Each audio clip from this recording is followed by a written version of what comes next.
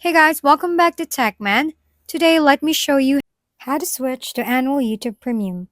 In today's video, I'll walk you through switching to an annual YouTube Premium plan, and fair warning, it's not as direct as you'd hope because for some reason, YouTube makes you break up with your monthly plan first before committing long term.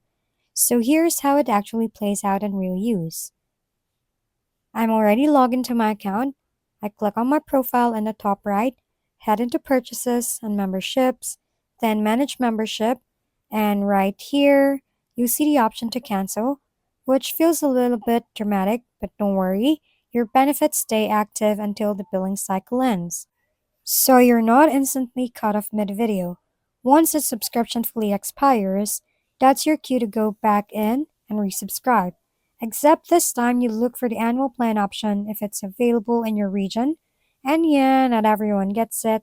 So if you don't see it, it's not you, it's YouTube playing favorites. If we've been helpful, kindly give us a thumbs up. And don't forget to hit the subscribe and bell button for more contents. For any questions and suggestions, comment down below.